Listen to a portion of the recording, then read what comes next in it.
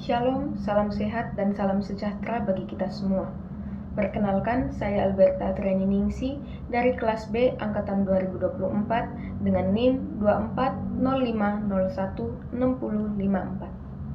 Pada kesempatan kali ini, saya akan membahas kembali mengenai materi yang telah dipresentasikan oleh kelompok 2, yaitu materi kalimat efektif dan paragraf efektif.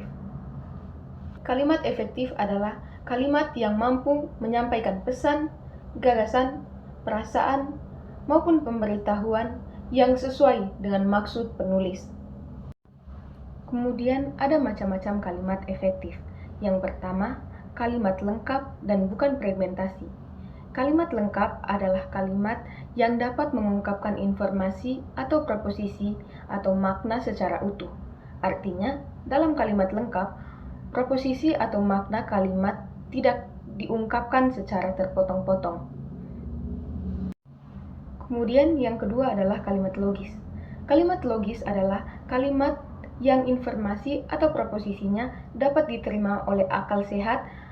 Kelogisan kalimat itu dilihat dari segi proposisinya, bukan strukturnya. Yang ketiga, kalimat hemat. Kalimat hemat adalah kalimat yang padat isi, bukan padat kata. Artinya, kalimat itu hanya menggunakan kata dalam jumlah sedikit, tetapi dapat menyampaikan informasi secara tepat dan jelas. Yang keempat, kalimat jelas dan tidak ambigu. Kalimat jelas adalah kalimat yang proposisinya mudah dipahami. Kalimat jelas tidak mempunyai makna tafsiran yang lain. Kemudian yang terakhir, ada kalimat padu. Kalimat padu adalah kalimat yang saling berhubungan satu dengan yang lain dalam sebuah paragraf. Kemudian ada paragraf efektif. Paragraf efektif berasal dari bahasa Yunani. Para yang artinya berhubungan dengan atau di samping, kemudian graphein yang artinya tulisan. Dalam Kamus Besar Bahasa Indonesia, paragraf adalah bagian bab dalam suatu karangan, biasanya mengandung suatu ide pokok dan dimulai penulisannya dengan garis baru atau alinea. Ciri-ciri paragraf efektif. Ciri-ciri paragraf efektif antara lain: yang pertama, memiliki satu ide pokok. Yang kedua, memiliki penjelasan tentang ide pokok yang relatif lengkap. Yang ketiga, menarik perhatian pembaca. Dan yang keempat, terorganisasikan dengan baik. Ada 3 jenis paragraf efektif. Yang pertama, isi. Yang kedua, kalimat utama. Dan yang ketiga, fungsi.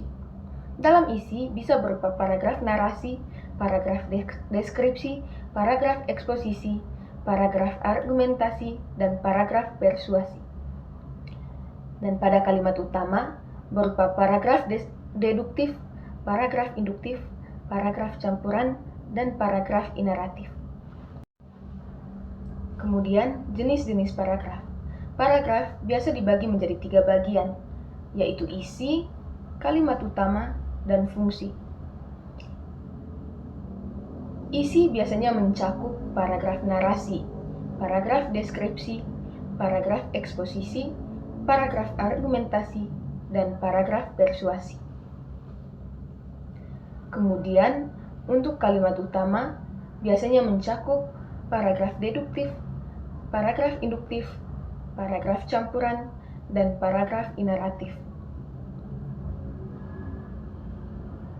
Kemudian, bagian fungsi biasanya mencakup paragraf pembuka, paragraf penghubung, dan paragraf penutup.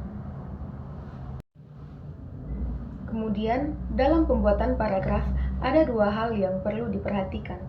Yang pertama, kesatuan, dan yang kedua, kepaduan. Kesatuan berarti seluruh kalimat dalam paragraf membicarakan satu gagasan atau yang disebut gagasan tunggal. Sedangkan kepaduan berarti seluruh kalimat dalam paragraf itu kompak, saling berkaitan, mendukung gagasan tunggal paragraf, dan bersifat koheren.